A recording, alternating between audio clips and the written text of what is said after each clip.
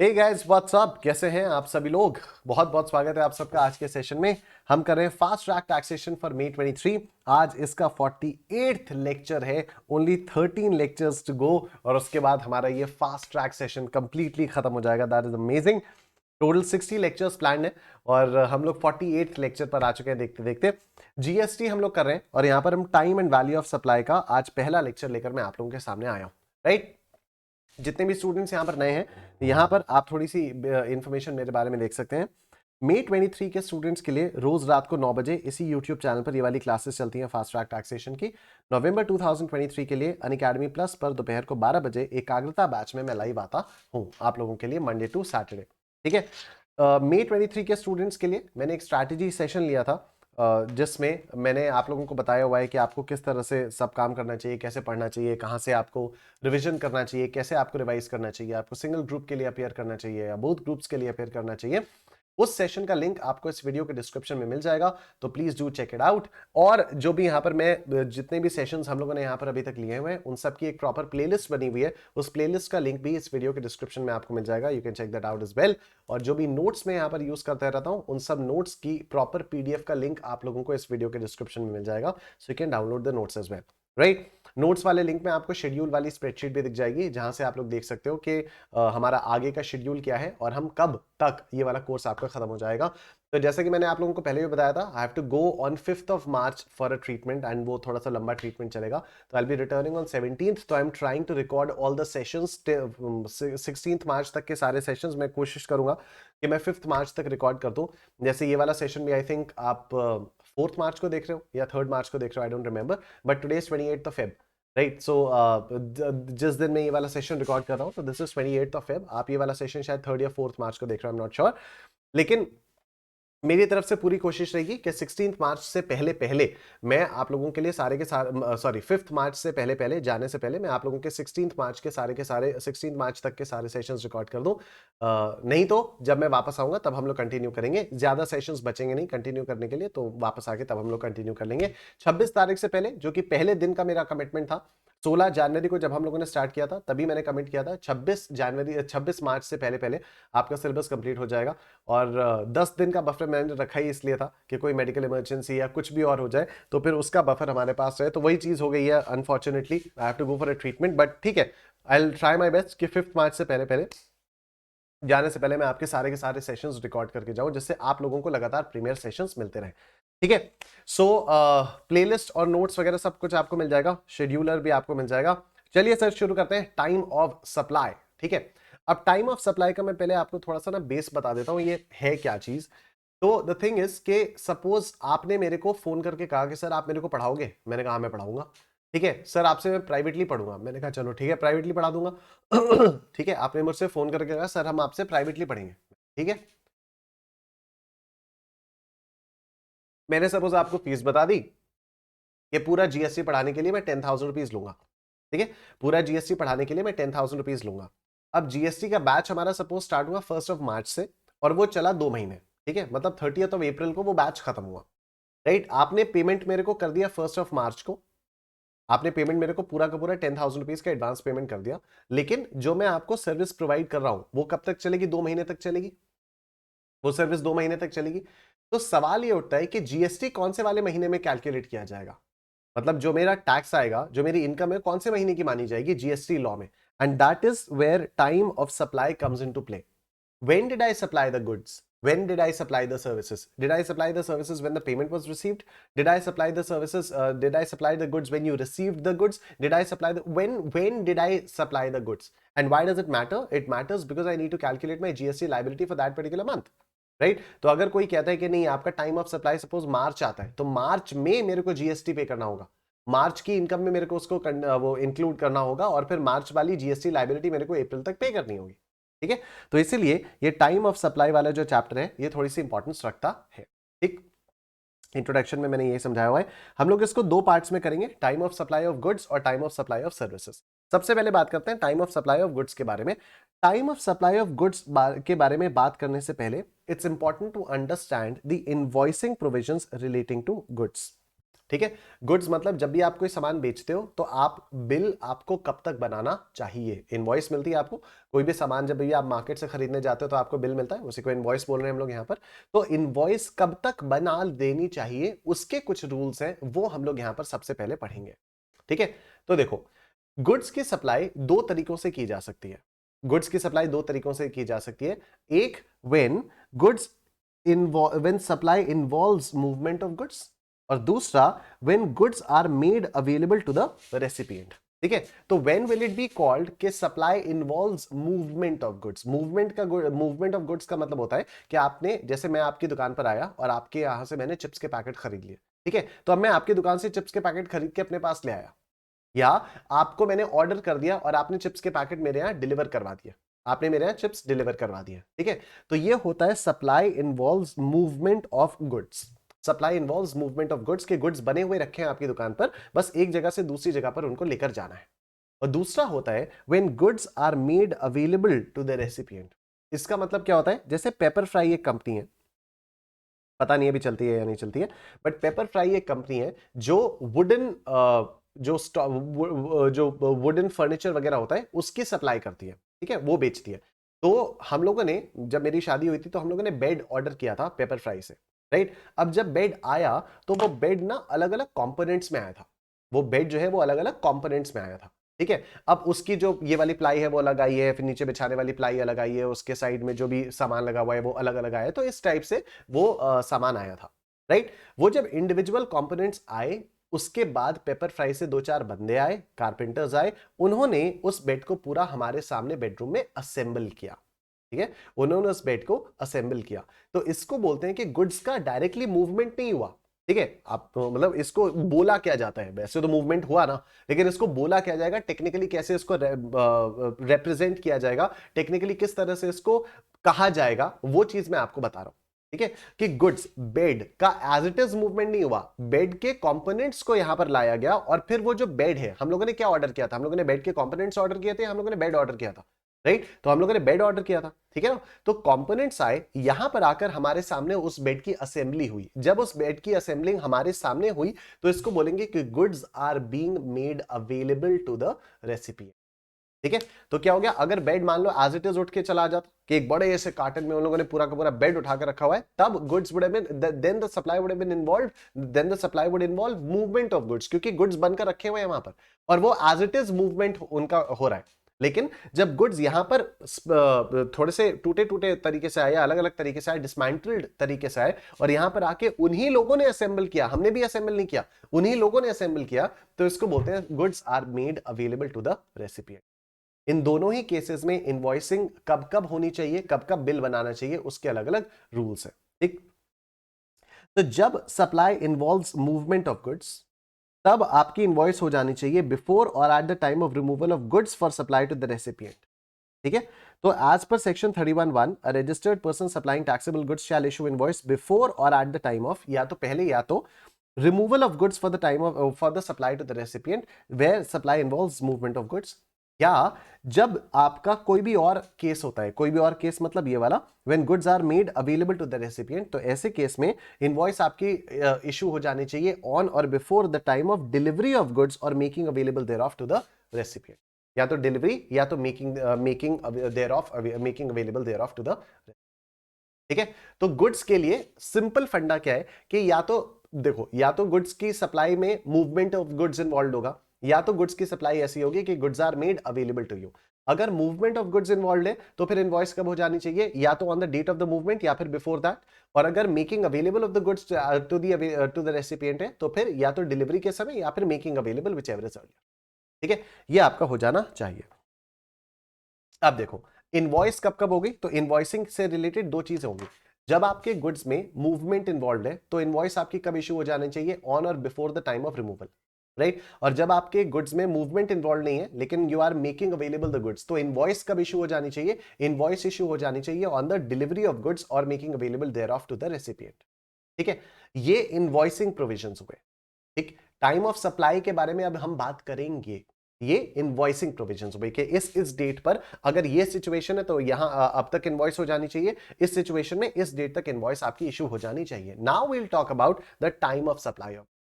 ठीक है, अब देखो, as per section 12(1) the liability to pay GST arises at the time of supply.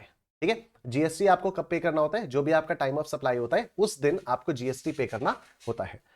As per section 12(2), the time of supply of goods shall be earlier of the following dates. तो 12(2) के basis पर time of supply आपका आएगा earlier of the following। क्या क्या? Date of issue of invoice या date of receipt of payment. इसको simple तरीके से मैं बोलूं, इनवॉइस और payment whichever is earlier. Invoice और payment whichever is earlier. ठीक है, मेरे को इनवॉइस मिलेगी या पेमेंट, इनमें से जो भी अर्लियर होगा वो मेरा टाइम ऑफ सप्लाई माना जाएगा। अब देखो, however, if the invoice is not issued timely by the supplier as per the provisions of section 31(1), the time of supply of goods shall be earlier of the following dates। अगर invoice timely issue नहीं हुई, timely issue होने का मतलब क्या हुआ कि जहां पर गुड्स का मूवमेंट इन्वॉल्व था वहां पर इनवॉइस आपकी इशू हो जानी चाहिए ऑन और before the time of removal of goods. ठीक है, और जहां पर आपके गुड्स मेकिंग अवेलेबल वाली बात थी तो वहां पर डिलीवरी ऑफ गुड्स या मेकिंग अवेलेबल तक आपका इनवॉइस इशू हो जाना चाहिए था।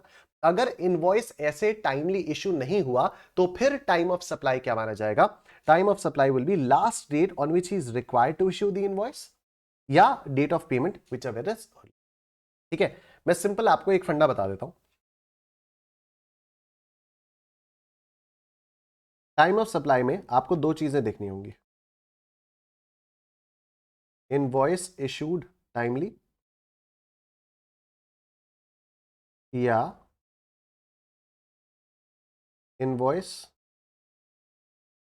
Not issued.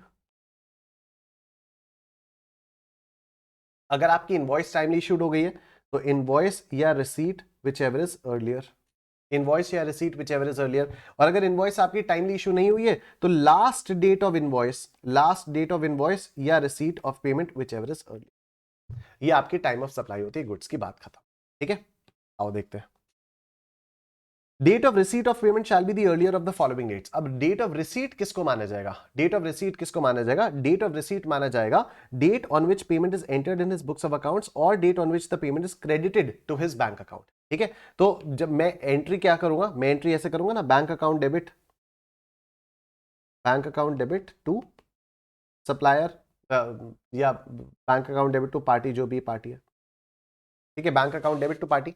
ठीक है, तो बैंक में जब मैंने अपनी बुक्स ऑफ अकाउंट्स में एंट्री की, या तो ये, या तो अगर मान लो इससे पहले बैंक में मेरे क्रेडिट हो गया पैसा तो वो। ठीक है, तो रिसीट वाली डेट कब मानी जाएगी? जिस दिन मैंने अपनी बुक्स ऑफ अकाउंट्स में एंट्री की या उस जिस दिन भी बैंक में पैसा आ गया, whichever is earlier. Treatment of small advances up to 1000 rupees. अच्छा, 1000 रुपए तक के अगर आपको एडवांस में पैसा मिल जाता है, जैसे मोबाइल बिल पे करते समय अक्सर ऐसा हो जाता है, मोबाइल बिल वगैरह पे करते समय अक्सर ऐसा हो जाता है ना कि आपका सपोज 200 रुपए का बिल आया, आपने 250 रुपए भर दिया, या 250 रुपए का बिल आया, आपने 260 रुपए भर दिया, कुछ इस टाइप का हो जाता है अक्सर। पोस्ट पेड में होता है, प्रीपेड वालों के साथ ऐसा नहीं होता। प्रीपेड वालों तो जब खत्म होने वाला होता है तब हम रिचार्ज करवाते हैं।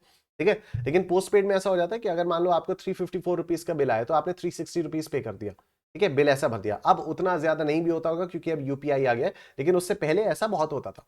तो छोटे छोटे एडवांसेस अगर आपको 1000 रुपए तक के मिल जाते हैं तो उनके लिए, अब अगर एडवांस मिल गया है तो इनवॉइस या receipt whichever is earlier के बेसिस पर तो एडवांस पर जीएसटी पे करना होगा। लेकिन यहां पर सरकार ने बोला कि अगर 1000 रुपए तक के आपके एडवांसेस हैं तो आप इनको आगे के लिए डेफर कर सकते हो। मतलब जब भी इन एडवांसेस को आपने सर्विस की या गुड्स की कंसिडरेशन के अगेंस्ट अप्लाई करोगे तभी आप इस पर तभी आप इसका टाइम ऑफ सप्लाई मानोगे और तभी इस पर आप जीएसटी पे करोगे। ठीक है, मतलब अगर मैंने इस महीने किसी को सपोज मुझे इस महीने पेमेंट आ गया, सपोज 500 रुपए का मुझे एडवांस आ गया, मुझे कुछ सामान बेचना है, 500 रुपए का मेरे पास एडवांस पेमेंट आ गया। राइट, सपोज मैंने 1000 रुपीज का सामान बेचा। ठीक, अब मेरे पास जो भी सप्लायर है, जो भी मेरा कस्टमर है, सॉरी सप्लायर तो मैं हुआ, मैंने 1000 रुपीज का सामान बेचा, जो भी मेरा कस्टमर है उसने सपोज मेरे को 1500 रुपीज पे कर दिया। अब 500 रुपए मेरे पास आ गया, एडवांस हो गया ये। अब आप बोलोगे इनवॉइस और receipt whichever is earlier, तो इस 500 के अगेंस्ट मैंने इनवॉइस तो रेज की नहीं है, इस 500 रुपए के अगेंस्ट मैंने इनवॉइस तो रेज की नहीं है, लेकिन इस 500 में इस 500 का ये रिसीव तो हो गया मेरे को, तो उसके हिसाब से इस 500 पर भी जीएसटी मुझे अभी पे करना होगा।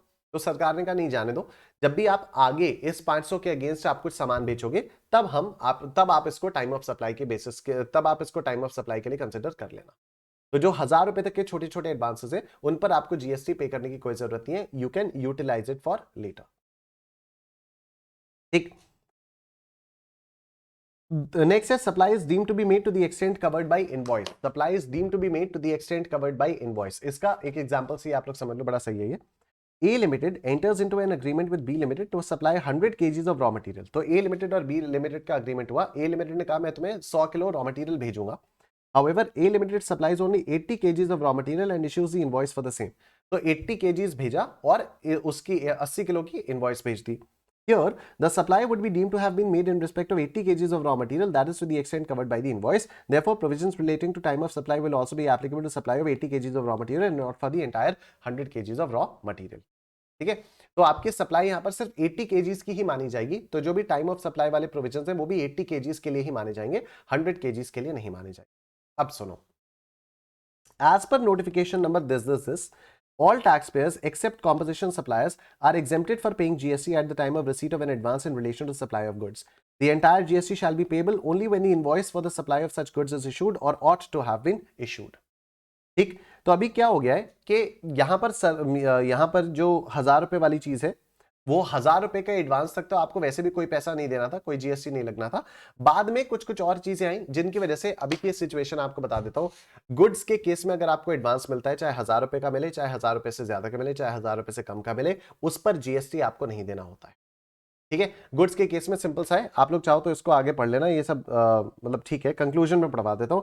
Time of supply of goods shall be the earliest of the following dates: date of issue of invoice by the supplier, or last date on which he is required to issue the invoice with respect to the supply, or the date on which supplier receives the payment with respect to supply, that is earlier of the date on which the payment is recorded in the books of accounts of the supplier, or date on which the payment is credited to the supplier's bank account. However, as per special procedure under section 148 for payment of tax in case of goods, GST is to be paid at the time of supply specified in section 12(2)(a), that is the date of issue of invoice या last date of issue of invoice. Therefore, effectively, in case of goods, GST is not payable on advances received for supply of goods। ठीक है, इसको detail में हम लोग class में discuss करते रहते हैं। अभी के लिए आप सिंपल इतना समझो, time of supply of goods आपका खत्म हो जाएगा तुरंत, एक लाइन में खत्म हो जाएगा। इनवॉइस और receipt whichever is earlier, actually only invoice. ठीक है, या तो इनवॉइस या तो last date on which the invoice should have been issued, बस बात खत्म। ठीक है सर, व्हाट अबाउट 1000 रुपए वाले एडवांसेस? किसी भी टाइप के एडवांस पर गुड्स के केस में आपको जीएसटी पे नहीं करना है, चाहे वो 1000 रुपए से कम का एडवांस हो, चाहे वो 1000 रुपए से ज्यादा का एडवांस। आपको सिर्फ दो चीजों को याद रखना है। एक तो गुड्स की सप्लाई दो तरीके से होती है। नंबर 1, जहां पर गुड्स का मूवमेंट इन्वॉल्व होता है। नंबर 2, जहां पर goods are being made available to the recipient. ठीक, अगर गुड्स का मूवमेंट इन्वॉल्व होता है तो उसकी इनवॉइस इशू हो जानी चाहिए ऑन और before the date of removal, और अगर goods are being made available to the recipient तो उसकी इनवॉइस इशू हो जानी चाहिए at the time of delivery और making available of the goods to the recipient. ठीक, टाइम ऑफ सप्लाई में अगर हम लोग आते हैं तो टाइम ऑफ सप्लाई में बोला गया है कि अगर इनवॉइस टाइमली इशू हुई गई तो फिर time of supply will be invoice और receipt whichever is earlier, और अगर इनवॉइस टाइमली इशू नहीं हुई तो last date on which invoice should have been issued और payment whichever is earlier और receipt whichever is earlier. ठीक, लेकिन receipt whichever is earlier अगर हम लोग करते हैं, इनवॉइस और receipt whichever is earlier जब हम लोग करते हैं तो इसका मतलब ये हो जाता है कि अगर मान लो रिसीट पहले मिल गई तो उस पर हमें टैक्स पे करना पड़ेगा। तो इसके लिए सरकार ने बोला कि नहीं, गुड्स के केस में अगर आपको कोई भी रिसीट मिली, कोई भी पेमेंट पहले से मिल गया तो और आपने इनवॉइस नहीं इशू की तो फिर आपको टैक्स नहीं पे करना पड़ेगा। राइट, तो इफेक्टिवली गुड्स के केस में क्या आया, या तो date of issue of invoice या फिर last date of issue of invoice whichever is earlier, that will be the time of supply. ठीक है, तो गुड्स के केस में जो रिसीट है, अगर मान लो आपको एडवांस में कुछ भी पैसा मिल जाता है तो उस पर जीएसटी नहीं लगता है। अब आइए सवाल पे सवाल, सवाल पे सवाल, सवाल पे सवाल शुरू किए जाए। ठीक, देखो सबसे पहला क्वेश्चन क्या है? सबसे पहला क्वेश्चन है, messrs Vansh and Vansh trading company, a registered supplier, is liable to pay GST under forward charge. Determine the time of supply from the following information furnished by it. Goods were supplied on 3rd October 22। Invoice was issued on 5th October 22. Payment received on 9th October 22. एक बात बताओ, यहां पर goods का movement किया जा रहा है, यहां पर गुड्स का मूवमेंट इन्वॉल्व है। ठीक है, 3rd October 22 को गुड्स सप्लाई कर दिए गए। इनवॉइस कब इशू हो जानी चाहिए थी? 3rd October को। क्या इनवॉइस टाइमली इशू हुई है? नहीं, तो हम इनवॉइस की डेट को इग्नोर कर देंगे क्योंकि इनवॉइस तो 5th October को ही है, तो इनवॉइस की डेट को इग्नोर कर देंगे। अब इनवॉइस और receipt whichever is earlier, 3 October या 9 October whichever is earlier, तो 3 अक्टूबर, बात खत्म। Time of supply is what? Time of supply is 3rd October। ठीक, next, an order is placed to T and company Solapur on 18th August 22 for supply of fabrics to make garments. एक order दिया गया, fabric भेजो garment बनाने। Company delivered the fabrics on 4th September 22 and after completion of the order issued the invoice on 15th September 22. Delivery कर दी 4 सितंबर को, invoice दी 15 सितंबर को। क्या ये सही है? नहीं, डिलीवरी के टाइम पर इनवॉइस इशू हो जानी चाहिए थी। तो इनवॉइस वाली डेट को इग्नोर करो। The payment against the same was received on 30th September 2022। ठीक है, तो 4th September या 30th September, whichever is earlier, 4th September will be your time of supply. So determine the time of supply for the purpose of payment of payment under GST Act, under CGST Act 2017 with your explanations. तो यही आपका explanation हो जाएगा। 4th September will be your time of supply। ठीक है, आइए sir अगला question किया जाए। Determine the time of supply in each of the following independent cases in accordance with the provisions of Section 12 of CGST Act 2017 in case supply involves movement of goods। अगर supply movement of goods involve कर रही है तो date of removal हुआ 1 अक्टूबर, date of invoice हुआ 2 अक्टूबर। क्या यहां पर invoice timely issue हुई या date of, अच्छा यहां पर ऊपर लिखा हुआ है ना supply involves movement of goods, यहां पर साफ साफ लिख दिया supply involves movement of goods, तो date when the goods are made available to the recipient इसको तो काट ही दो, क्योंकि यहां पर तो ये वाली डेट मैटर ही नहीं करती, यहां पर तो डेट ऑफ रिमूवल मैटर करेगी बस। ठीक है, डेट ऑफ रिमूवल पर आपकी इनवॉइस इशू हो जानी चाहिए। तो देखो 1 अक्टूबर 2022 इनवॉइस इशू की है 2 अक्टूबर, तो इसको हटा दो, तो बस टाइम ऑफ सप्लाई क्या हो जाएगी 1 अक्टूबर 2022। Time of supply is 1 October 2000। 3 October 22, 1 October 22 invoice has been issued timely. Invoice जो आपकी इशूड टाइमली हो गई है। Last date on which the invoice should have been issued was 3 October, क्योंकि रिमूवल कब हुआ 3 अक्टूबर को, लेकिन इनवॉइस किस दिन इशू हो गई 1 अक्टूबर को इनवॉइस इशू हो गई। तो date of issue of invoice, date of issue of invoice आपकी टाइम ऑफ सप्लाई माना जाएगा, 1 अक्टूबर टाइम ऑफ सप्लाई हो जाएगा। नेक्स्ट 4 नवंबर को रिमूवल हुआ, 4 नवंबर को इनवॉइस हो गई। क्या इनवॉइस टाइमली इशू की गई? हाँ। रिसीट हमारा हो गया 1 अक्टूबर 2022 को, लेकिन गुड्स के केस में कुछ भी रिसीट अगर हो जाता है, कोई भी सामान आपको, कोई भी पैसा आपको अगर पहले मिल जाता है, कितने भी अमाउंट के मिले, उस पर टैक्सेबिलिटी नहीं होती है। Time of supply will be 4 November. Time of supply will be 4। I hope आपको ये बात समझ में आ रही है। नेक्स्ट क्वेश्चन देखो, from the following information determine the time of supply of goods where supply involves movement of goods. अब supply again involves movement of goods, तो मूवमेंट ऑफ गुड्स है तो फिर removal of goods at the time of removal. Movement of goods में क्या होता है? At the time of removal, before और at the time of removal. Delivery of goods से हमें कोई फर्क नहीं पड़ता, डिलीवरी ऑफ गुड्स हम काट देते हैं। ठीक, आओ देखो, इनवॉइस डेट 16 नवंबर, रिमूवल 10 नवंबर। क्या इनवॉइस टाइमली इशू हुई? नहीं, इनवॉइस टाइमली इशू नहीं हुई। तो last date on which invoice should have been issued 10 November. 10 November will be your time of supply. ठीक, इधर देखो 1 नवंबर को इनवॉइस आई, 10 नवंबर को रिमूवल ऑफ गुड्स हुआ, तो इनवॉइस बन गई पहले। अगर इनवॉइस पहले बन गई तो इनवॉइस और रिसीट व्हिचएवर इज अर्लियर, तो ये वाले आप काट दीजिए। इनवॉइस 1 नवंबर को है और इधर आपका रिसीट ऑफ पेमेंट कुछ है नहीं, तो supply is on account of inter state stock transfer. तो इंटर स्टेट स्टॉक ट्रांसफर को भी सप्लाई माना जाता है। तो पेमेंट भले ही ना मिला हो, लेकिन विदाउट कंसिडरेशन भी हुआ तब भी उसको सप्लाई माना जाएगा। और यहां पर 1 नवंबर 2022 will be your time of supply. ठीक, आगे देखो 1 दिसंबर 2022 को इनवॉइस हुई, 1 दिसंबर 2022 को मूवमेंट हो गया, इनवॉइस टाइमली इशू हो गई। इनवॉइस और रिसीट व्हिचएवर इज अर्लियर, वैसे एक्चुअली रिसीट को इग्नोर ही करो। ठीक है, invoice time of supply will be 1 दिसंबर। फिर भी आगे देख लेते हैं। 20th नवंबर को पेमेंट रिसीव हुआ, 5 lakh rupees received as advance and invoice for the whole amount issued on the same day. Balance payment of 620 is received on 10th December 2022। अच्छा ठीक, देखो दोनों के ही केस में यही 1/12/2022 जो 5 लाख रुपए मिला वो एडवांस में मिला, तब भी आपको कितना हो जाएगा, ये 20/11 को मिल गया, तब भी एडवांस वाला 5 लाख रुपए जो एडवांस मिला। गुड्स के केस में एडवांस तो टैक्सेबल होता ही नहीं है, तो अगर गुड्स के केस में एडवांस टैक्सेबल नहीं होता तो भले ही 20/11/2022 को 5 लाख रुपए मिल गया, इसको हम लोग नहीं देखेंगे। इसके लिए भी time of supply will be 1 December 2022। So time of supply is the date of issue of invoice. Advance received is not liable to be taxed at the time of receipt. ठीक, उसके बाद अगर आप इधर देखो बैलेंस, ये 10 दिसंबर को मिला बैलेंस, तो ये भी आपका इनवॉइस से एनीवे पहले आ गई है, तो 1 दिसंबर इसके लिए भी टाइम ऑफ सप्लाई हो जाएगा। For the balance amount time of supply shall be the date of. ठीक है, आइए सर आगे चलते हैं नेक्स्ट क्वेश्चन की तरफ। Determine the time of supply in each of the following independent cases in accordance with the provisions of section 12 of the CGST act 2017 in case supply does not involve movement of goods. मैं पानी P लेता हूं, आप फटाफट से video को like कर दो।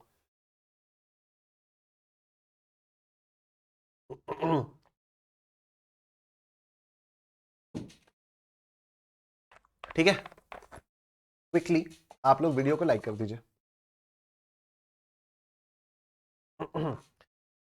तो देखो, in case supply does not involve movement of goods, अब अगर supply is not involving movement of goods, then the day or the date of making the goods, the date of delivery of goods is the last date for issue of invoice. तो देखो 2 अक्टूबर 3 अक्टूबर दृश्यम याद आ गई, 2 अक्टूबर 3 अक्टूबर, ठीक है। तो 2 October को क्या हुआ, 2 अक्टूबर को डेट ऑफ इनवॉइस आई 2 अक्टूबर को, date when goods made available to the recipient 3 October, तो डेट व्हेन गुड्स अवेलेबल। अच्छा, क्या इनवॉइस टाइमली इशू हुई है? हाँ, इनवॉइस टाइमली इशू हुई है, क्योंकि 3 अक्टूबर को the goods were made available to the recipient, तो इस दिन या उससे पहले इनवॉइस इशू हो जानी चाहिए। क्योंकि इनवॉइस टाइमली इशू हुई है, इसको आप हटा दीजिए, तो इनवॉइस और payment whichever is earlier, 2 October will be your time of supply. 2 October will be your time of supply. Next 4 October date of invoice, 1 October goods made available. तो क्या इनवॉइस टाइमली इशू हुई है? नहीं, invoice timely नहीं issue हुई है, तो इस वाली डेट को आप हटा दो, इस डेट तक इनवॉइस इशू हो जानी चाहिए थी। तो या तो ये विच एवर इज अर्लियर, तो 1 October will be your time of supply. 1 October will be your time of supply. फिर नेक्स्ट 4 नवंबर और 6 नवंबर, क्या इनवॉइस टाइमली इशू हो गई है? हाँ, इनवॉइस टाइमली इशू हो गई है, क्योंकि 6 को अवेलेबल करवाया गया और 4 यानी उससे पहले ही इनवॉइस इशू कर दी गई। तो इनवॉइस और receipt whichever is earlier, वैसे तो रिसीट अर्लियर है, लेकिन फिर भी एडवांस रिसीव्ड पर कोई टैक्स नहीं लगता है, इसलिए टाइम ऑफ सप्लाई 4 नवंबर ही मानी जाएगी। Time of supply will be 4 नवंबर। ठीक है, आओ सर नेक्स्ट क्वेश्चन ये रहा आपके सामने। Mr. X purchased certain goods from Messrs. ABC, a registered supplier, on 15th November 22, worth 15,750. He made a payment of 16,000 rupees with the instruction to adjust the excess payment against future purchases, and hence the same was adjusted by the supplier against his future purchase made on 1/1/2023. Invoice issued on the same date. Determine the tax implications with regard to such excess payment in light of GST law. तो बड़ा simple सा है, 15,750 रुपए का 15,750 रुपए का सामान बेचा गया, सामान खरीदा गया। मिस्टर एक्स परचेज, एक्स ने खरीदा 15 नवंबर 2022 को 15,750 का सामान खरीदा, 16,000 रुपए का पेमेंट कर दिया, यानी 250 रुपए एक्सेस दे दिया, और कहा कि सुनो जो भी एक्सेस है 250 रुपए, वो आगे कुछ भी सामान खरीदूंगा उसके बिल में एडजस्ट कर लेना। ठीक है, अब इसने आगे कुछ सामान खरीदा 1 जनवरी 2023 को, और इसका बिल कब इशू हुआ? 1 जनवरी 2023 को ये बिल इसका इशू हुआ। ठीक है, तो अब सवाल ये उठता है कि ये जो एक्सेस पेमेंट मिला था, ये जो 250 रुपए का एक्सेस पेमेंट मिला था, इस पर टैक्सेबिलिटी कब लगेगी, इस पर टैक्सेबिलिटी कब आएगी? ठीक है, तो जाहिर सी बात है इस पर टैक्सेबिलिटी 1 जनवरी 2023 को आ जाएगी। ठीक है, इस पर आपकी जो टैक्सेबिलिटी होगी वो भी 1 जनवरी 2023 को आ जाएगी। तो ये 1 जनवरी 2023 कर देना आपके नोट्स में, पता नहीं वैसे 1 जनवरी 2023 ही करके मैं भी दे दूंगा, बट अगर मान लो आपके नोट्स में 1 जनवरी 2022 है तो आप उसको प्लीज ठीक कर लीजिए। ठीक है, तो इट्स 1 जनवरी 2023। ठीक, नेक्स्ट आ जाओ क्वेश्चन नंबर 7 देखते हैं। तो क्वेश्चन नंबर 7 क्या है? During the course of search, it was found that 200 cartons of wall tiles. During the course of search, it was found that 200 cartons of wall tiles were dispatched on 25th August 22, but no invoice was made and the cartons were not entered in the accounts. ठीक है, तो ना तो इन cottons के लिए invoice issue की गई, ना ही इन कार्टन्स का वो किया गया, बुक्स ऑफ अकाउंट्स में एंट्री की गई। There was no evidence of receipt of payment, पैसा मिला इसकी भी कोई एविडेंस नहीं थी। What is the time of supply of 200 cartons? 25 August. तो बहुत ही सिंपल है ना, 25 अगस्त को अगर मूवमेंट हो गया तो इनवॉइस की लास्ट डेट क्या है? 25 अगस्त, तो 25 अगस्त को आपका टाइम ऑफ सप्लाई हो जाएगा। ठीक है, नेक्स्ट आता है आपके पास continuous supply of goods. Continuous supply of goods क्या होता है मैं आपको बताता हूं। जैसे कई सारे शहरों में ऐसा होता है, बड़े शहरों में भी होता है, कुछ कुछ छोटे शहरों में भी होने लग गया है कि सरकार की तरफ से गैस की पाइपलाइन आती है।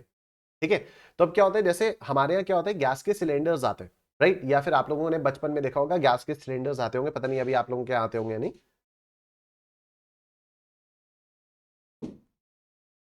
तो गैस के सिलेंडर से गैस आती है, फिर खाना पकता है। तो सरकार ने अब क्या किया है, गैस की पाइपलाइंस चलवा दी हैं, तो अब सिलेंडर्स वाला झंझट नहीं है। पाइपलाइन आएगी, जिस तरह से नलों में पानी आता है उसी तरह से पाइपलाइन का एक पाइप उठाकर आपने उसमें गैस के चूल्हे में डाल दिया, और अब आप आराम से गैस चलाओ। तो जितनी आपकी गैस कंज्यूम होगी उतने बेसिस पर बिल आ जाएगा।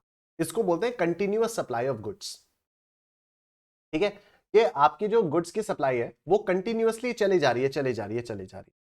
तो continuous supply of goods means a supply of goods which is provided or agreed to be provided continuously or on recurrent basis under a contract, whether or not by means of a wire, cable, pipeline or other conduit, and for which the supplier invoices the recipient on regular or periodic basis. तो supplier जो है सरकार की तरफ से आपका bill आता रहता है और वो बिल रेगुलरली आता रहता है, ठीक, हर महीने आ जाएगा bill. and include supply of such goods as the government may, subject to such conditions as it may by notification specify. और continuous supply of goods में वो भी आ जाएंगे जो सरकार कह दी कि ये continuous है तो हम भी मान लेंगे continuous. For example, where gas is supplied through a pipeline, it is a continuous supply of goods. ठीक, अब continuous supply of goods के लिए जो supplier होता है वो statement of accounts issue करता रहता है from time to time. ठीक है, जो सप्लायर होता है गुड्स का वो स्टेटमेंट ऑफ अकाउंट्स इशू करता रहता है। स्टेटमेंट ऑफ अकाउंट्स में बेसिकली सारी डिटेल्स होती हैं कि इस डेट से इस डेट का ये स्टेटमेंट ऑफ अकाउंट है, इसमें आपने इतना कंज्यूम किया, इतना आपका पहला पैसा पड़ा हुआ था, तो अभी आपका इतना बिल बनता है, फिर एडजस्ट करने के बाद इतना आप पे करो, वगैरह वगैरह। ये स्टेटमेंट ऑफ अकाउंट होता है। The provisions of invoicing for continuous supply of goods are given under section 31(4). ठीक, कंटिन्यूअस सप्लाई ऑफ गुड्स के केस में इनवॉइस किस तरह से बनेगी?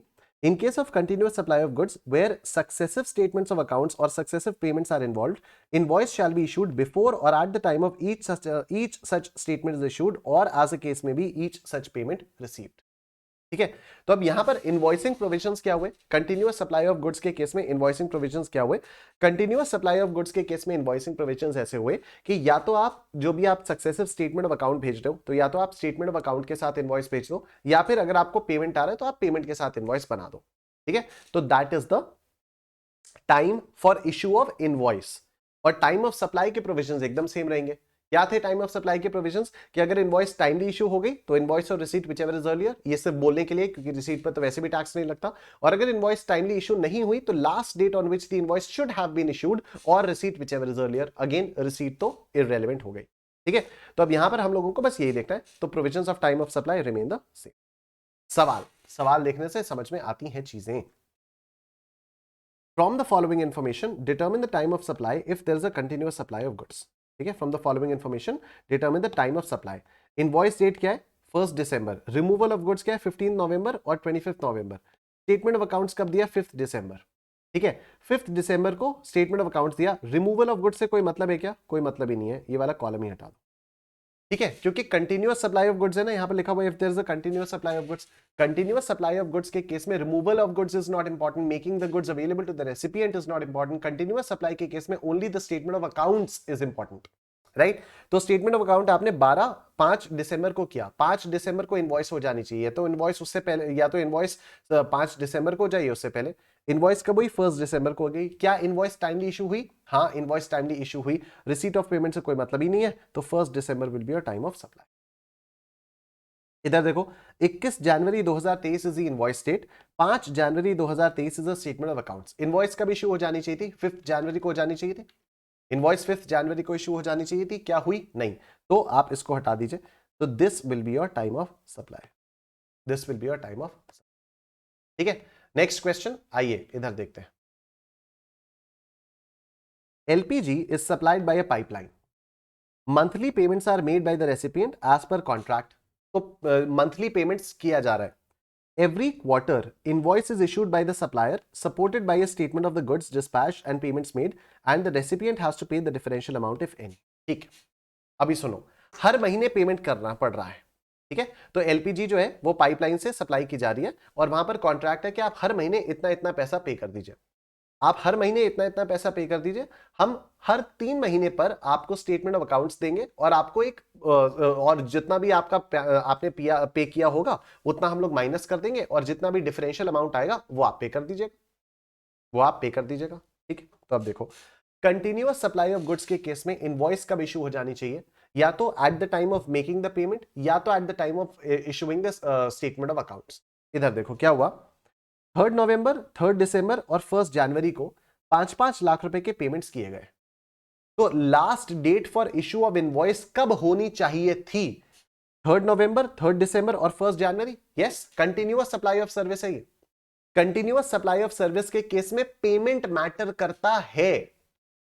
कंटिन्यूअस सप्लाई ऑफ सर्विस के केस में इनवॉइसिंग इशू कब आएगा? इनवॉइस तब इशू होगी जब आपको पेमेंट मिला, जैसे ही आपको पेमेंट मिले आप इनवॉइस इशू कर दो, या अगर आप या फिर अगर आप स्टेटमेंट ऑफ अकाउंट इशू कर रहे हो तो आप उसके साथ साथ इनवॉइस दे दो। तो ये जो 5-5 लाख रुपए का पेमेंट मिला है 3 नवंबर, 3 दिसंबर और 1 जनवरी को, इन 5-5 लाख रुपयों के पेमेंट के लिए टाइम ऑफ सप्लाई क्या होगा? इन 5-5 लाख रुपयों के पेमेंट के लिए time of supply will be 3 November, 3 December and 1 January. फिर 2 जनवरी को क्या हुआ? Statement of accounts issued by supplier with invoice for quarter October 2022 to December 2022। ठीक है, तो अक्टूबर 2022 से दिसंबर 2022 के लिए स्टेटमेंट ऑफ अकाउंट इशू किया गया और साथ ही साथ इनवॉइस भी इशू कर दी गई, ठीक है। तो 3 नवंबर, देखो अक्टूबर वाला जो भी पेमेंट है वो 3 नवंबर को किया, नवंबर वाला जो भी पेमेंट है वो 3 दिसंबर को किया, और दिसंबर वाला जो भी पेमेंट है वो 1 जनवरी को कर दिया। उसके बाद 2 जनवरी को इसने बिल बना दिया, 2 जनवरी को इसने बिल बना दिया कि देखो तुम्हारा ये बनता है, तुमने इतना इतना पेमेंट किया है और अब डिफरेंशियल अमाउंट दे दो, उसका ये बिल है। तो बिल कब आया? 2 जनवरी को बिल आया, ठीक है। अच्छा, 25 जनवरी को क्या हुआ? Differential payment of 78,000 rupees received by the supplier for quarter October 22 to December 22, ठीक है। तो यहां पर जो 2 जनवरी को इसने बिल दिया था, इसमें डिफरेंशियल पेमेंट मेंशन किया था कि देखो इतना तुम्हें अभी और देना बाकी है। कितना देना बाकी रहा था? 78,000 रुपए और बाकी देना रहा था, जो कि 25 जनवरी तक दे दिया गया, ठीक है। अब आप मेरे को टाइम ऑफ सप्लाई बताओगे, इन 5-5 लाख रुपयों की और उस 78,000 रुपए की, ठीक है। तो जैसा मैंने बताया, this is a continuous supply of goods, continuous supply of goods के केस में क्या होता है? कंटिन्यूअस सप्लाई ऑफ गुड्स के केस में इनवॉइस कब इशू हो जानी चाहिए? या तो eight the time of receipt of payment, या फिर eight the time of issuing the statement of account. यहां पर पेमेंट पहले हो रहा है या स्टेटमेंट ऑफ अकाउंट पहले दिया जा रहा है? यहां पर ये पेमेंट पहले हो रहा है 5 लाख का, 3/11, 3/12, 1/1, ठीक है। इसको एडवांस नहीं मानेंगे, एडवांस से अभी कंफ्यूज नहीं हो गए आप। एडवांस वाली चीज वहां पर आई थी जहां पर गुड्स का या तो goods were being removed from the factory, या फिर goods were being made available at the time of recipient. तो सर यहां पर भी तो वही हो रहा है, गुड्स रिमूव होके are being made available at your kitchen ना। हाँ, लेकिन इसको कंटिन्यूअस सप्लाई ऑफ गुड्स की कैटेगरी में सरकार ने रखा है। अब इसमें हम इस तरह से नहीं देखेंगे ये कंटिन्यूअस सप्लाई ऑफ गुड्स है। सर ये कैसे पता चलेगा? क्योंकि ये कंटिन्यूअस सप्लाई ऑफ गुड्स की डेफिनेशन में आ रहा है, ये कंटिन्यूअस सप्लाई ऑफ गुड्स की डेफिनेशन में आ रहा है, ठीक है। कि पाइपलाइन से अगर आपको गैस दी जा रही है तो this is a continuous supply of service, continuous supply of goods. Continuous supply of goods की चीज में अगर कोई डेफिनेशन में अगर कोई चीज आ रही है तो उसमें आप ये कंफ्यूज नहीं हो सकते कि सर यहां पर भी तो वही आ रहा है कि वो गुड्स जो है वो रिमूव हो रहे हैं और आपकी फैक्ट्री में, आपके किचन में आर बीइंग मेड अवेलेबल, तो इसमें वो वाला लगना चाहिए। No, continuous supply of service, सरकार ने कहा ये कंटिन्यूअस सप्लाई ऑफ सर्विस है, कंटिन्यूअस सप्लाई ऑफ गुड्स है, तो ये कंटिन्यूअस सप्लाई ऑफ गुड्स है। अब इसमें जो इनवॉइसिंग प्रोविजंस होंगे वो 31 सबसेक्शन 4 के हिसाब से होंगे, यानी कंटिन्यूअस सप्लाई ऑफ गुड्स के हिसाब से इनवॉइसिंग प्रोविजंस यहां पर लगेंगे, ठीक है। तो यहां पर don't consider this 5 lakh rupees as advance, ठीक है। अगर मान लो ये 78,000 रुपीज का डिफरेंशियल पेमेंट नहीं भी देना होता, कम भी होता, तब भी time of supply would have been these 3 dates only for these 5 lakh rupees, क्योंकि this is a continuous supply of goods. और कंटिन्यूअस सप्लाई ऑफ गुड्स में what is the ideal date for issuing invoice? Either at the time of issuing of statement of account और at the time of getting the payment for every successive payment. यहां successive payments आपके 3 बार हो गए, ठीक है। 3 November, 3 दिसंबर और 1 जनवरी। तो या तो पेमेंट के समय इनवॉइस इशू कर दो, नहीं इशू की तो last date for issue of invoice क्या होनी चाहिए थी? ये होनी चाहिए थी। तो इनके लिए टाइम ऑफ सप्लाई क्या होगा? यही 3 डेट्स टाइम ऑफ सप्लाई होंगी, ठीक। जो ये 78,000 रुपीज है, इसका पेमेंट मिला भले ही 25 जनवरी को, लेकिन इसकी इनवॉइस तो आ गई थी ना टाइमली, सेकेंड जनवरी को आ गई थी। सर ये कैसे पता चला? क्योंकि यहां पर लिखा है 2 जनवरी को statement of accounts was issued by the supplier with the invoice for the quarter October 22 to December 22। तो क्वार्टर अक्टूबर 22 टू दिसंबर 22 के अक्टूबर 22 दिसंबर 22 के क्वार्टर की इनवॉइस आ गई थी स्टेटमेंट ऑफ अकाउंट के साथ। तो ये जो 78,000 रुपीज है, इसके लिए टाइम ऑफ सप्लाई क्या होगा? 2 जनवरी will be the time of supply for this 78,000 rupees, क्योंकि इसका इनवॉइस टाइमली आ गई थी। इस 78,000 रुपीज के लिए इनवॉइस टाइमली आ गई थी। आई एम श्योर आप सबको ये बात समझ में आ रही है। आप लोग प्लीज एक बार फटाफट से वीडियो को लाइक कर दीजिए। ठीक है, and now let's move on to the next question. Goods sent on sale और अप्रूवल बेसिस. अच्छा, अब यहां पर एक अलग केस आया. अगर आप गुड्स को अप्रूवल या रिटर्न बेसिस के लिए भेजते हो तो ऐसे में इनवॉइसिंग प्रोविजंस क्या है. ठीक है, देखो अलग अलग केसेस हैं गुड्स के लिए. अब हर केस के लिए इनवॉइस प्रोविजन देखना है और टाइम ऑफ सप्लाई वही रहेगा. अगर इनवॉइस टाइमली इशू हो गई तो फिर इनवॉइस या receipt whichever is earlier. अगर इनवॉइस टाइमली इशू नहीं हुई तो last date on which invoice should have been issued और receipt whichever is earlier. और वैसे भी और receipt whichever is earlier तो हम लोग ऐसे ही बोल रहे हैं, रिसीट का तो वैसे भी कोई मतलब है नहीं. ठीक है, अगर आप गुड्स को सेल या अप्रूवल बेसिस के लिए भेजते हो तो ऐसे केस में, अगर आप गुड्स को सेल या अप्रूवल के लिए भेजते हो, अप्रूवल या रिटर्न बेसिस के लिए भेजते हो, तो ऐसे केस में इनवॉइस कब इशू हो जानी चाहिए. तो ऐसे केस में इनवॉइस हो जानी चाहिए on earlier of the following dates, before और at the time of supply, यानी date on which the recipient has accepted it, और 6 months from the date of removal, और 6 months from the date of removal. तो अगर आपने approval या return basis के लिए भेजा, अगर आपने गुड्स को अप्रूवल या रिटर्न बेसिस के लिए भेजा तो 6 months from the date of removal या फिर बिफोर या at the time of supply whichever is earlier. ठीक है, इसमें आपकी इनवॉइस हो जानी चाहिए और फिर टाइम ऑफ सप्लाई के जितने भी प्रोविजंस हैं वो तो वही रहेंगे. आइए क्वेश्चन नंबर 10 के बारे में हम लोग बात करते हैं. देखो, from the following information determine the time of supply if goods are supplied on approval basis. Removal of goods हुआ 1 December 2022. ठीक, तो इनवॉइस कब इशू हो जानी चाहिए, या तो टाइम ऑफ सप्लाई, जैसे एक्सेप्टेड बाय रेसिपिएंट हुआ 5 December 2022, तो इनवॉइस आपकी कब इशू हो जानी चाहिए, या तो 5 December 2022 या तो 1 December 2022 के 6 महीने बाद, विच एवर इज अर्लियर. इसके 6 महीने बाद मतलब 1 June 2023. इसका 6 महीना हो गया 1 June 2023. ठीक है, सिंपल है फंडा. 1 December है ना, जनवरी, फरवरी, मार्च, अप्रैल, मई, जून, 6 महीना कब हुआ, 1 जून को. तो इनवॉइस इशू होने के लिए डेट्स क्या थी, या तो 1 जून या फिर 5 December which ever is earlier. Invoice issue हो जानी चाहिए कब, या तो 1 जून यानी 6 months from the date of removal, या फिर on the date of acceptance by the recipient. मतलब एक्सेप्टेंस बाय द, यहां पर ये लिखा हुआ है ना, बिफोर और at the time of supply. मतलब सप्लाई का मतलब क्या है, date on which the recipient has accepted. तो एक्सेप्टेंस बाय रेसिपिएंट कब हुआ, 5/12. तो इनवॉइस आपकी कब इशू हो जानी चाहिए, या तो 5/12 या तो 1/6 विच एवर इज अर्लियर. तो विच एवर इज अर्लियर में क्या आया, 5/12. अब देखो क्या इनवॉइस टाइमली इशू हुई, इनवॉइस कब इशू हुई, 15/12 को इनवॉइस इशू हुई. क्या इनवॉइस टाइमली इशू हुई, नहीं. तो डेट ऑफ इनवॉइस को हटाओ. Last date on which the invoice should have been issued, 5/12. तो अब या तो ये विच एवर इज अर्लियर. वैसे ये सिर्फ कहने की बात है. टाइम ऑफ सप्लाई आपका हो जाएगा 5 December. टाइम ऑफ सप्लाई आपका हो जाएगा 5 December.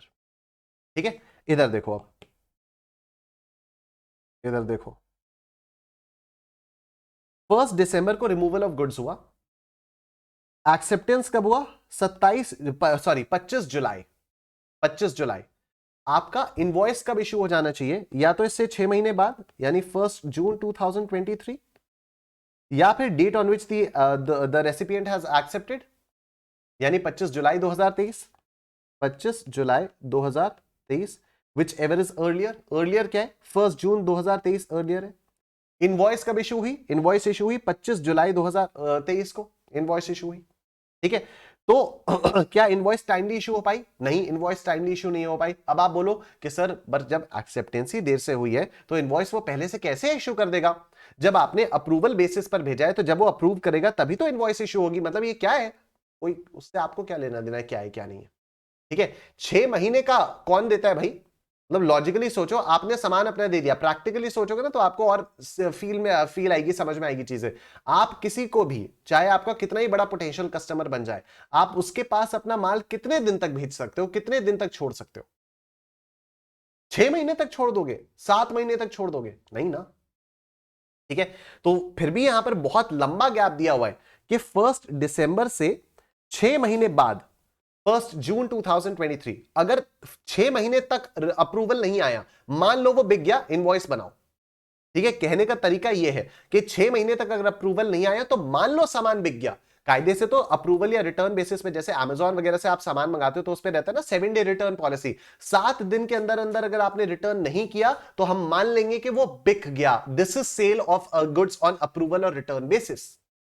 ठीक है, जब अमेजॉन से सामान मंगाया जाता है ऐसे ही होता है। तो यहां पर वही है कि 6 महीने से ज्यादा का थोड़ी आप पीरियड दोगे, तो 6 महीने तक अगर 6 महीने तक अगर आपने एक्सेप्ट कर लिया या 6 महीने तक के अंदर अंदर अगर आपने उसको वापस नहीं किया तो हम मान लेंगे कि गुड्स बिक गए हमारे, और हम जैसे ही 6 महीने एंड होंगे हम तुरंत आपके लिए इनवॉइस इशू कर देंगे। तो 1 जून 2023 को इनवॉइस इशू हो जानी चाहिए थी, पर इनवॉइस कब इशू हुई? 25 जुलाई को इनवॉइस इशू हुई। क्या इनवॉइस टाइमली इशू हुई? नहीं, इसको हटाओ। तो या तो ये या तो receipt of payment, whichever is earlier. Receipt of payment कब हुआ? 20 जुलाई को। वैसे भी इससे कोई मतलब नहीं था, पर फिर भी बाद में ही है, तो यहां पर आपका टाइम ऑफ सप्लाई हो जाएगा 1 जून 2023।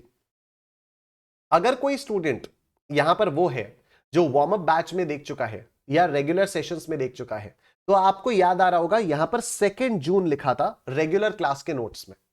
ठीक है, रेगुलर क्लास के नोट्स में यहां पर 2 जून लिखा हुआ था, और तब रेगुलर क्लास में मैंने आपको एक बात और बताई थी कि we'll have to wait for ICAI to ask a question like this, क्योंकि पुराने लॉ के हिसाब से यहां पर 2 जून ही आना चाहिए था।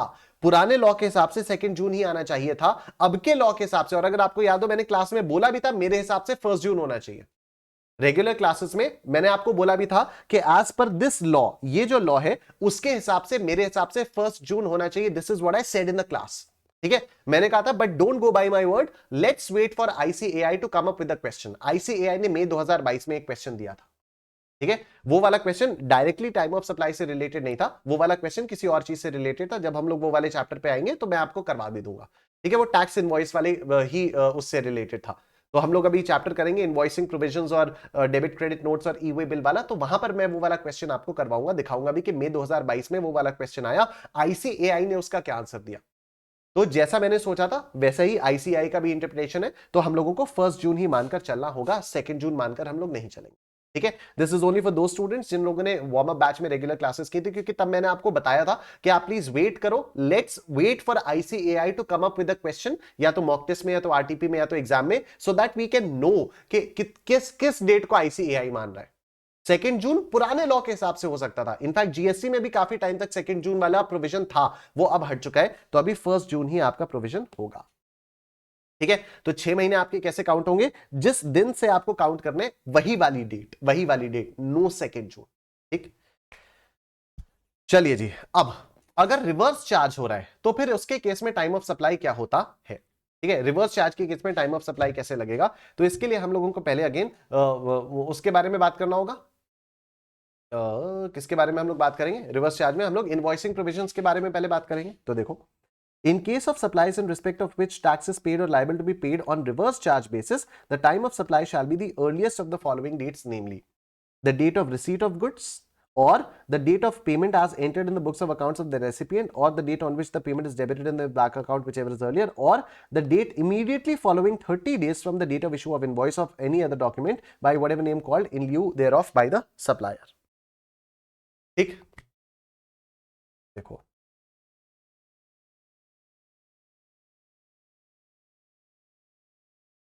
मैंने कहीं से सामान खरीदा, उस सामान पर मुझे जीएसटी पे करना है रिवर्स चार्ज में। ठीक है, अब मुझे रिवर्स चार्ज में अगर जीएसटी पे करना है, अभी तक क्या फॉरवर्ड चार्ज में सप्लायर पे कर रहा था, अभी मेरे को पे करना है रिवर्स चार्ज में। तो रिवर्स चार्ज में अगर मेरे को पे करना है तो फिर टाइम ऑफ सप्लाई कैसे होगा? टाइम ऑफ सप्लाई कैसे होगा? The time of supply will be the date of receipt of goods, या तो डेट ऑफ पेमेंट, या फिर date immediately following 30 days from the date of issue of invoice और any other document by whatever name called in lieu thereof by supplier. ठीक है, तो अब मुझे पेमेंट करना है जीएसटी, तो what will be the time of supply? या तो जिस दिन मेरे को गुड्स मिल गए वो, या तो जिस दिन मैंने पेमेंट कर दिया। अभी पेमेंट मैं करूंगा ना, तो the date of payment as entered in the books of accounts of the recipient, मैं रेसिपिएंट हूं, या the date on which payment is debited in his bank account, वही वाली बात है। तो या तो मैंने पेमेंट कर दिया या फिर मेरे बैंक अकाउंट में पेमेंट डेबिट हो गया। ठीक है, तो ये तो या तो रिसीट ऑफ गुड्स, या तो डेट ऑफ पेमेंट, या फिर 30 days after the invoice, immediately following the date, immediately following 30 days from the date of issue of invoice or any other document by whatever name called in lieu thereof by the supplier। या तो supplier ने जो भी मेरे को bill race किया उसके 30 दिन की एक्सपायरी के जस्ट अगला दिन, that will be the time of supply. ठीक, However, where it is not possible to determine the time of supply as above, time of supply shall be the date of entry in the books of accounts of the recipient of supply. अगर इन तीनों से नहीं हो सकता तो जिस दिन मैंने अपनी बुक्स ऑफ अकाउंट्स में एंट्री की है उस दिन टाइम ऑफ सप्लाई माना जाएगा। ठीक, आइए सवाल करेंगे, आपको और क्लैरिटी आएगी। देखो जी, determine the time of supply in each of the following independent cases in accordance with the provisions of section 12 of CGST Act 2017 in case recipient of goods is liable to pay tax under reverse charge mechanism। तो अभी reverse charge में देना है। तो देखो, date of invoice क्या हो गई 1 October, date of receipt of goods क्या हो गया 5 October, date of payment in books हो गया 10 December, date when payment is debited in the bank account 12 December, सब 12 अक्टूबर। सबसे पहले तो इन दोनों में से जो डेट पहले, तो इन दोनों में से 10 अक्टूबर पहले, इसको हटाओ, इसको हटाओ। Now time of supply will be what, या तो 5 अक्टूबर या तो 10 अक्टूबर या तो इनवॉइस से एक महीने बाद वाली डेट, यानी इनवॉइस से 30 डेज बाद वाली डेट। तो 1 अक्टूबर को हटाकर 30, मतलब अक्टूबर में कितने दिन होते हैं 31 डेज होते हैं, 31 माइनस 1 30 डेज हो गए 1 नवंबर। ठीक है, या तो रिसीट ऑफ गुड्स या तो डेट ऑफ पेमेंट 10 अक्टूबर। अब यहां पर भी दो डेट्स दी हुई थी, payment in books, payment debited in the bank account, इनमें से विच एवर इज अर्लियर, तो 10 अक्टूबर, या फिर the date immediately following the 30 days, immediately following 30 days. तो 1 अक्टूबर को अगर इनवॉइस इशू की तो 30 डेज कहां एंड हुए, 31 अक्टूबर को एंड हुए, 31 माइनस 30, 31 माइनस 1, 30 डेज कहां एंड हुए, 30 डेज एंड हुए आपके 31 अक्टूबर को। तो उसके immediately following date, immediately following date 1 November. ठीक है, तो यहां पर time of supply will be 1 of sorry earlier आएगा ना, तो अर्लिएस्ट आएगा, तो 5 अक्टूबर, क्या कर रहा हूं मैं भी, अर्लिएस्ट डेट। ठीक, 1 अक्टूबर को इनवॉइस इशू हुई, सबसे पहले तो इन दोनों में से अर्लियर देख लें, 10 अक्टूबर 12 अक्टूबर, 12 अक्टूबर हटाओ, देखो तो या तो ये या तो ये या फिर इसका ये, तो इसका क्या हो जाएगा 1 नवंबर, 1 नवंबर। तो इन दोनों में से, इन तीनों में से कौन सी जल्दी है 10 अक्टूबर, तो time of supply will B 10 अक्टूबर। ठीक, इधर देखो, इन दोनों में से देखा जाए तो ये जल्दी है, तो इसको हटा दो, तो या तो ये या तो ये या तो इसका 30 दिन के बाद, तो यानी 1 नवंबर। तो इन तीनों में से कौन सी जल्दी होगी, ये 10 अक्टूबर होगी, तो 10 अक्टूबर। ठीक, उसके बाद इधर देखो 18 नवंबर 20 नवंबर, तो 20 नवंबर हटा दो, तो या तो 18 नवंबर या तो 15 नवंबर या फिर 1 नवंबर, 1 नवंबर। तो 1 नवंबर, 15 नवंबर, 18 नवंबर, 1 नवंबर, 1 November will be the time of. Getting it everyone, सब समझ में आ रहा है, बोलो निश्चय फॉरएवर, और वीडियो को लाइक कर दीजिए प्लीज।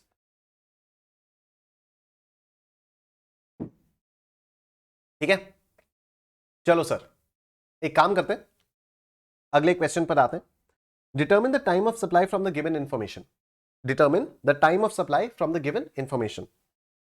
4 मई को क्या हुआ, supplier invoices goods taxable on reverse charge basis to Bridge and Company. ठीक है, इनवॉइस आई ब्रिज एंड कंपनी के लिए reverse charge pay, 30 days from the date of issuance of invoice elapse on June 3। ठीक है, और ये आप कैलकुलेट भी कर सकते हो, इसमें कोई दिक्कत वाली बात है नहीं, मैं आपको कैलकुलेट करके दिखा देता हूं 30 डेज आपको कैसे कैलकुलेट करना है। देखो 4 में, ठीक है, मई में कितने दिन होते हैं 31, 31 माइनस 4 27 दिन मई के, फिर 1 जून 2 जून 3 जून 28 29 3।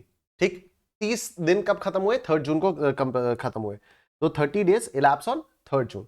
तो इनवॉइस के 30 डेज के इमीडिएटली फॉलोइंग डेट कौन सा हुआ, फिर 4 जून, 4 जून। 12 मई को क्या हुआ, रिसीव्स द गुड्स 12 मई, और 30th मई को क्या हुआ, पेमेंट 30th मई, विच एवर इज अर्लियर, 12 मई इज अर्लियर, 12 मई will be the time of supply. ठीक है, अब हम आते हैं time of supply of vouchers exchangeable for goods. Vouchers में क्या होता है कि सपोज आपको कोई गिफ्ट वाउचर मिल गया, मेरे पास अगर डोमिनोज का गिफ्ट वाउचर है, तो क्या होगा, उससे मैं डोमिनोज का पिज्जा मंगा सकता हूं। ठीक है, तो वो कहते हैं वाउचर। अगर आप कहीं लाइफस्टाइल वगैरह में आप शॉपिंग करने जाओ, तो लाइफस्टाइल वाले भी आपको कई बार वाउचर्स देते हैं कि अगर आपने इस डेट से पहले पहले शॉपिंग की तो इतने रुपए को आप यूटिलाइज कर सकते हो। ठीक है, तो ये होते हैं vouchers which are exchangeable for goods. तो अगर वाउचर आपको दिया जा रहा है तो उसके केस में टाइम ऑफ सप्लाई कब माना जाएगा, मैं लाइफस्टाइल जाके शॉपिंग करके आया, लाइफस्टाइल वालों से मेरे को वाउचर मिल गया, अब उस वाउचर के लिए सप्लाई तो हुई नहीं, मैंने कोई सामान तो खरीदा नहीं, ठीक है, लेकिन उन्होंने बस वाउचर दे दिया, तो उसके लिए टाइम ऑफ सप्लाई कब माना जाएगा, वो है। तो देखो बड़ा सिंपल सा होता है, उस वाउचर के अगेंस्ट आप क्या खरीद सकते हो अगर ये आइडेंटिफाइबल है। मतलब अगर मैंने सपोज आपको फूड वाउचर दिया, ठीक है, मैंने आपको सपोज फूड वाउचर दे दिया, तो पता है कि उस वाउचर का इस्तेमाल आप सिर्फ फूड के लिए कर सकते हो, और अगर किसी एक स्पेसिफिक जगह का दे दिया कि डोमिनोज का ही पिज्जा आप खा सकते हो, मैंने आपको डोमिनोज का वाउचर दे दिया, तो जब भी मैंने आपको वाउचर दिया तो वो वाउचर जो है उसमें उससे जो भी सप्लाई होगी वो आइडेंटिफाइबल है, मतलब वाउचर के देते समय पता है कि इससे क्या खरीदा जा सकता है और जो चीज खरीदी जा सकती है वो किस रेट पर टैक्सेबल होगी, ठीक है। अगर ये पता है तब तो the time of supply will be the date of issue of voucher, जिस डेट पर वाउचर इशू किया वही आपका टाइम ऑफ सप्लाई हो जाएगा। लेकिन अगर मैंने आपको कोई एक जनरल सा वाउचर दे दिया, कोई एक जनरल वाउचर दे दिया कि जाओ लाइफस्टाइल का वाउचर है, अब लाइफस्टाइल में तो कितने सारे प्रोडक्ट्स हैं, हैंडबैग्स भी हैं, मेकअप का भी सामान होता है, टी शर्ट्स भी होती हैं, शूज भी होते हैं, बहुत सारी चीजें होती हैं लाइफस्टाइल पे, हर एक पर अलग अलग रेट से जीएसटी लगेगा, राइट। तो अगर मैंने आपको कोई ऐसा वाउचर दिया जहां पर सप्लाई आइडेंटिफाइबल ही नहीं है, जहां पर जो भी गुड्स हैं वो आइडेंटिफाइबल नहीं है, ये पता ही नहीं चल पा रहा है कि वो क्या खरीदोगे आप और किस रेट पर उसकी टैक्सेबिलिटी होगी, तो जिस दिन आप उस वाउचर को अवेल करोगे उस दिन आपका टाइम ऑफ सप्लाई हो जाएगा, ठीक है। तो टाइम ऑफ सप्लाई क्या है, date of issue of voucher if the supply is identifiable, नहीं तो date of redemption of voucher in all the other cases. बाकी सभी केसेस में जो भी वाउचर जब आप रिडीम करोगे तो उस केस में आपका टाइम ऑफ सप्लाई माना जाएगा। बस अब आओ इससे रिलेटेड क्वेश्चंस देखते हैं, इससे रिलेटेड क्वेश्चंस लेट्स लगा इट नाउ। तो क्वेश्चन नंबर 13, तो XYZ Limited has purchased for its customers 100 vouchers dated 24th December 2021 worth 1000 rupees each from ABC Limited, a footwear manufacturing company. Vouchers were issued by ABC Limited on 25th December 2021. Vouchers can be encashed at retail outlets of ABC Limited. Employees of XYZ Limited encashed the same on 1st January 2022. Determine the time of supply of vouchers. Determine the time of supply of vouchers. So ऐसे में क्या हो जाएगा, तो अब इस case में हुआ क्या, ABC Limited एक जूतों की वो है, फुटवेयर शॉप है, ठीक। XYZ लिमिटेड एक कंपनी है, इसने ABC लिमिटेड से वाउचर्स खरीदे, ठीक है, 100 वाउचर्स खरीदे, कब खरीदे, 24 दिसंबर 2021 को, 24 दिसंबर 21 को, राइट। वाउचर्स को इशू किया ABC ने 25 दिसंबर को, तो 24 दिसंबर नहीं 25 दिसंबर, इशू कब हुए, 25 दिसंबर 2021। XYZ लिमिटेड ने इन वाउचर्स को अपने एम्प्लॉइज को दे दिया, और ये जो एम्प्लॉइज है ये ABC लिमिटेड के किसी भी आउटलेट में इन वाउचर्स का इस्तेमाल कर सकते हैं। तो क्या वाउचर्स के इशू के समय आइडेंटिफाइबल है, सप्लाई आइडेंटिफाइबल है, यस। ABC लिमिटेड में ही आप इसको यूज कर सकते हो, फुटवेयर के लिए आप इसको यूज कर पाओगे, तो time of supply will be 25 दिसंबर, time of supply will be 25 दिसंबर, ठीक है। नेक्स्ट आ जाओ इधर, tasty food meals coupons are sold to a company on 25th August 2021, ठीक है, for being distributed to the employees of the said company. तो कंपनी को बेचे गए 25 अगस्त 2021 को टेस्टी फूड मील के कूपन्स बेचे गए 25 अगस्त 2021 को, कि ये कंपनी अपने एम्प्लॉइज को इन वाउचर्स को डिस्ट्रीब्यूट कर देगी। The coupons are valid for 6 months and can be used against purchase of food items. The employees can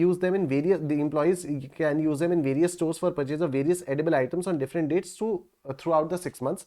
What is the date of supply of coupons? तो डेट ऑफ सप्लाई आपकी वही हो जाएगी, क्योंकि food items हैं, अलग अलग food items हैं, कोई स्पेसिफिक फूड आइटम भी नहीं दिया है, तो अलग अलग स्टोर्स में 6 महीने तक आप इसको यूज कर सकते हो। तो फिर यहाँ पर जैसे जैसे आप रिडीम करते रहोगे वैसे वैसे आपका टाइम ऑफ सप्लाई होता रहेगा, तो डेट ऑफ रिडेम्पशन, ठीक।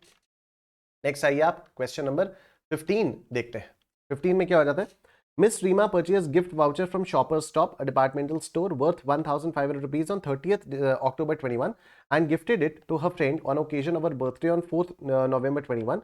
A friend encashed the same on 1st January 22 for purchase of a handbag. Determine the time of supply. तो अगेन यहाँ पर भी क्या हो जाएगा, यहाँ पर द डेट ऑफ रिडेम्पशन हो जाएगा. तो डेट ऑफ रिडेम्पशन कब हुआ, 1 जनवरी को, क्योंकि जो डिपार्टमेंटल स्टोर है वहां पर भी कितनी भी बहुत सारी अलग अलग वैरायटीज होती हैं. जैसे मैंने आपको लाइफस्टाइल का एग्जांपल दिया, तो यहाँ पर वही चीज शॉपर्स स्टॉप में बताई हुई है.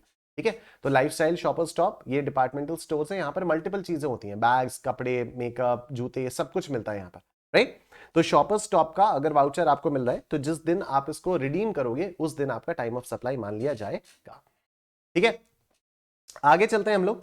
Time of supply of goods in residual cases. Time of supply of goods in residual cases, तो जब it's not possible to determine the time of supply as per the above provisions, ना तो आपका normal है, ना तो sale of goods for approval और return basis है, ना रिवर्स चार्ज है, और ना ही वाउचर्स है.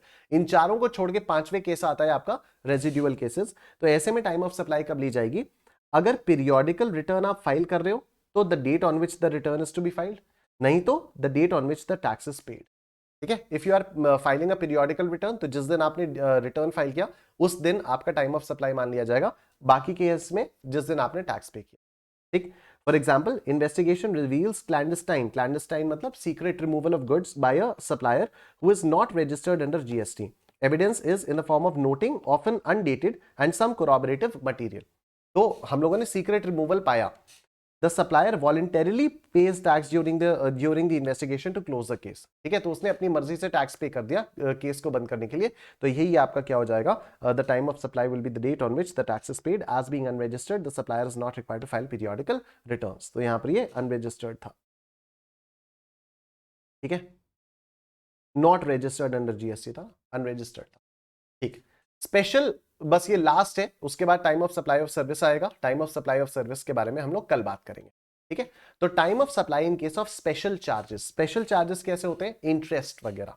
ठीक है, तो इंटरेस्ट वगैरह अगर आप पे लगाया जाता है, या लेट पेमेंट के लिए इंटरेस्ट लगाया, या पेनल्टी लग गई, फीस लग गई, तो वो आपका टाइम ऑफ सप्लाई होता है. बड़ा सिंपल सा है, जब भी आपने पे किया तो वही आपका टाइम ऑफ सप्लाई हो जाएगा. Time of supply, to the extent it relates to an addition in the value of supply by way of interest, late fee or penalty for delayed payment of any consideration, shall be the date on which the supplier receives such addition in value. In other words, the receipt of payment of these amounts are essential to attract the levy of tax.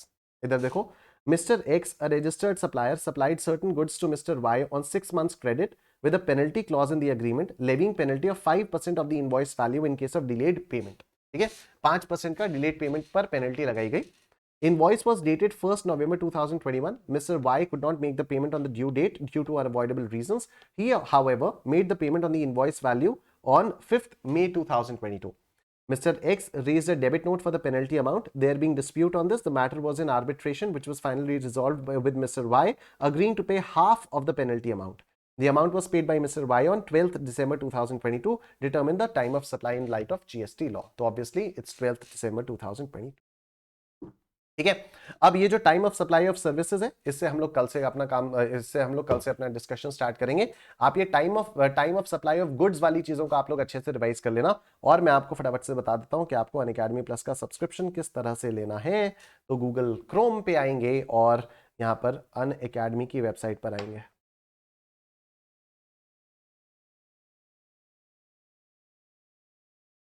तो आप Unacademy की website पर आओगे, यहां पर आप cookies को accept कर दोगे, स्टार्ट लर्निंग पर क्लिक करोगे.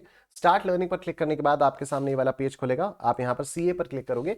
सीए पर क्लिक करने के बाद आप यहां सीए इंटरमीडिएट पर क्लिक करोगे. सीए इंटरमीडिएट पर क्लिक करने के बाद आपके सामने ये वाला पेज खुल जाएगा. यहां पर आप सब्सक्रिप्शन प्लान पर क्लिक करोगे. सब्सक्रिप्शन प्लान पर क्लिक करने के बाद आपके सामने 3 ऑप्शन आएंगे, लाइट, प्लस और आइकॉनिक. और आप यहां पर गेट प्लस पर क्लिक करोगे. गेट प्लस पर क्लिक करने के बाद यहां पर आप मेरा कोड एंटर कर दोगे, निश10, और आप उसको अप्लाई कर दोगे तो आपको मैक्सिमम पॉसिबल डिस्काउंट मिल जाएगा. ठीक है, तो आपको मैक्सिमम पॉसिबल डिस्काउंट यहां पर मिल जाएगा. ठीक है, तो ये अभी आपको इस समय 20% ऑफ दिखा रहा है, लेकिन जिस दिन आप ये लोगे तो उस दिन जो भी आपका मैक्सिमम पॉसिबल डिस्काउंट है वो आपको लगेगा. ठीक है, because the day when I am recording this 20% का ऑफर है. 10% डिस्काउंट तो है ही फॉर श्योर. उसके अलावा अगर उसके ऊपर कोई भी ऑफर होता है तो वो आपको मिल जाएगा if you apply my code निश10. वीडियो को लाइक कर देना एंड कमेंट सेक्शन में कमेंट करके जरूर बताना आपको सेशन कैसा लगा. I will see you guys tomorrow at 9 PM. Take care, अपना ख्याल रखिए. Bye bye.